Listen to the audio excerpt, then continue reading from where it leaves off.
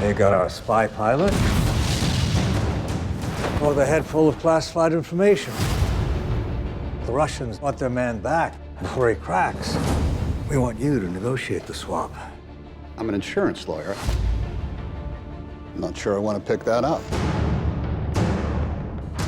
How did it come about? Because how did you get a hold of it, Kristie? Dreamworks, it was pitched to Dreamworks by Matt Sharman, who's a British playwright.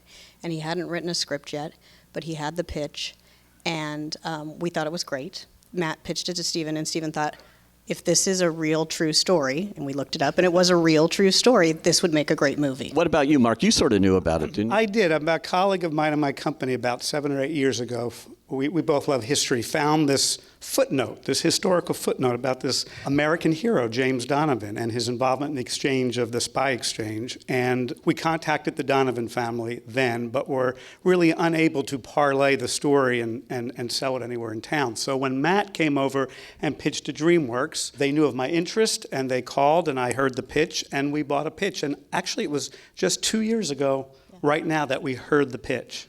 And wow. It was very quick in Hollywood terms. And Steven Spielberg being Steven Spielberg, and I guess if he decides he's going to direct a movie, which he's very careful about what he wants to do. He's really careful, but it really helps when he says he wants to direct. So yes, the movie gets made. But if you think about it, a couple of things. One is the hero, James Donovan, is a quintessential Steven Spielberg character and hero. He's an ordinary man who is thrown into an extraordinary circumstance and performs heroically.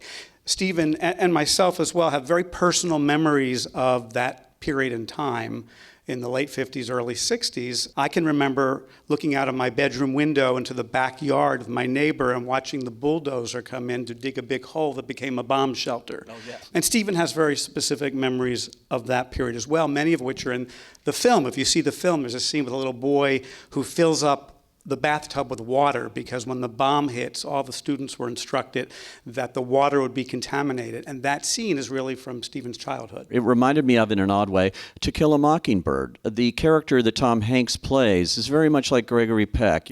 Could anybody imagine anybody but Tom Hanks playing that role? I mean, it was made for Tom. We need to have the conversation our governments can't. People in my country consider this an act of war. You can call it what you want. Let's be clear, nobody is safe. Are you good at what you do? This will be a first for the both of us. You should be careful.